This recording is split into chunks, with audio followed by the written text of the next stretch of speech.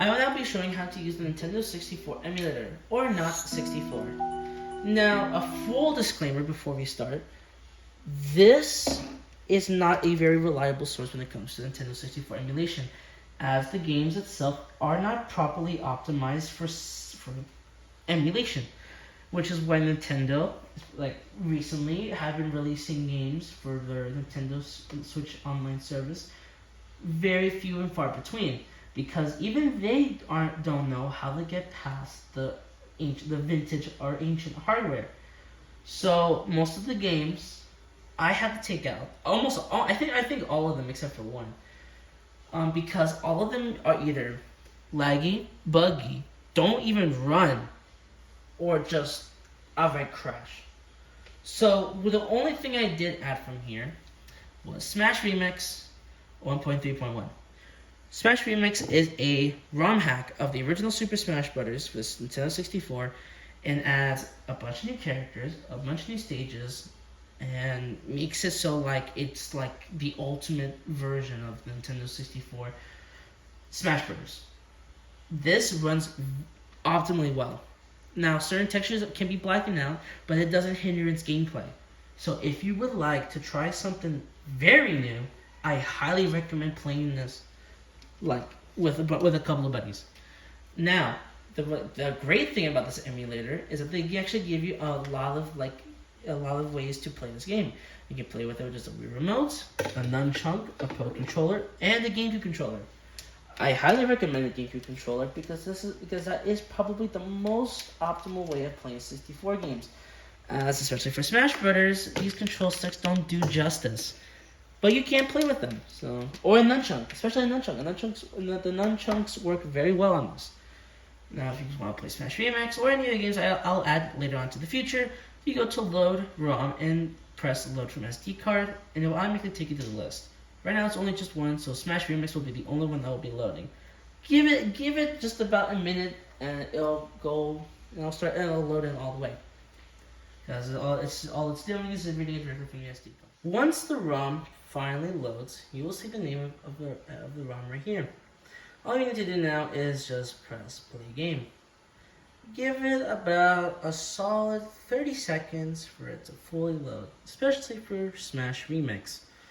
Don't worry though, it will start soon. It will start very soon. See? Smash Remix is not purchased or sold. That's fine. This is just for everybody to be able to play. So as an example, I will just be showing a couple things that this mod 5 ROM hack has to offer. I'm not going to go through everything as this will take a long time. So a couple of things that they've added was its selling point. Well, its main selling point was a lot more characters. And a lot, because from the original 12 alone, there's more characters than them. It's 2, 4, 6, 8, 10, 12, 14, 16. There's 16 brand new characters. Some of which are like direct rips from like Melee or Brawl, but there's a lot. But there's still like a certain amount of characters that are even just made from the ground up. Like Bowser, Conker, Wario, which is heavily inspired by the Wireland series, or Dedede or Marina from Mischief Makers. Well, a lot of people which don't even know about, so it's fine. Now, to exit out the game, all you need to do is press the home button from the classic controller, the Pro controller, or from the Wii remote itself. And all you need to do to exit out is just press quit here. Some other things you can also do, which is you don't have to worry about general, but you can also change the screen mode to either 4x3, 16x9, or just force it entirely. If you do want to play in 4x3, I highly suggest changing the settings into the Wii menu, and the actual Wii settings instead of here, because then it's just going to be stretched out. You do have here is where you can change the settings for the controller.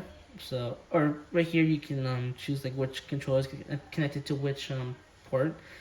Here you can choose like the rumble pack or whatever. You can choose to configure the buttons, which I highly recommend setting it up like this. Since the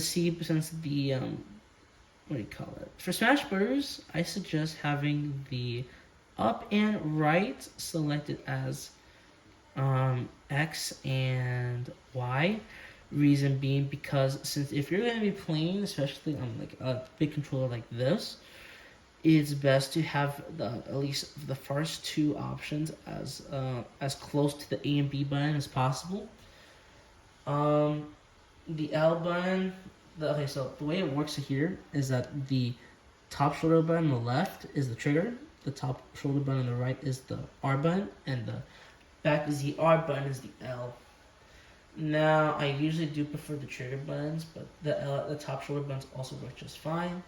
If you want to change it into something else, like change it to controller 2, 3, or 4, you can just press next pad, or you can just load in the default settings.